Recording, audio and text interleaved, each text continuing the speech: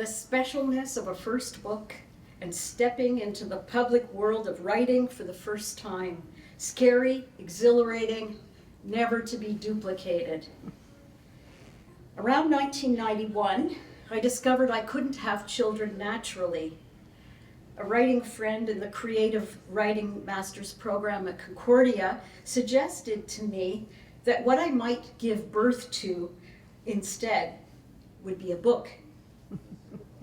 The poems in Swimming into the Light follow the narrative arc of going to Lebanon to adopt a child who would connect me with my Lebanese roots and heritage. It became my thesis called Hollow Grass. It was also the start of my interest in the theme of human connection and the question, is it really possible to connect with an other? This and the next two books explore how people from opposing realities struggle to inhabit the same place or space despite the vast chasm that separates them. The world I was writing about was in fact the world of solitude.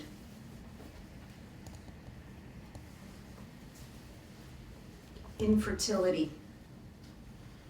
There are shapes my body will never make. The perfect O, for instance, that women form to expel the gleaming apricot head of a newborn. Part of their own flesh and their lovers, part of their mother and father and generations before them, swimming into the light. The whole universe from beginning to end, falling through them like the sweet green rain.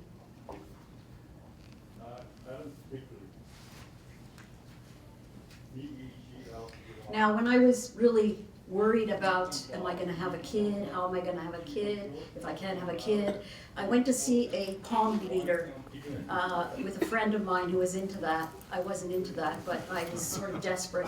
So I followed her to, I don't know where, the other ends of the earth, I think, somewhere in the far reaches of Montreal. And I wrote a poem about that called The Palmist, and it's for Rhonda. The moon chases the dark for its other half. My hands in clammy leather, the black highway splash of cars as I wait for a bus. Wait for her to trace the fault lines in my palm. Blue TV light in a corner of the room, soft noise of her touch, realigning the planets, birthing a child. A fine dream of snow passes the window and we're laughing now, huddled by the stove, fingers warming thin china cups. Waiting for the bus home, the top heavy sky lifts away. Even the crazy metal of cars holds new meaning. And I have to tell you that she was right. She predicted that I would have a son that looked a little bit like my ex-husband, same coloring, and he's over there. And this is a poem about landing in Beirut. We landed in the middle of what they call the Hamseen, which is a stifling, sand-laden wind that originates in the North African Sahara and lasts for about 50 days. So this is Hamseen. The plane lands like a small typhoon. Passengers jostle on the tarmac, throats dry as cumin. We board the mushroom darkness of a bus, raw wind bending around us, where nothing moves but the odd molecule and Assad's face lifting from a dry scrap of paper. The Syrian president eyes us from every parched wall of customs. He's in every russet uniform, every cocked rifle, every broom-thick mustache, every red coal of every cigarette.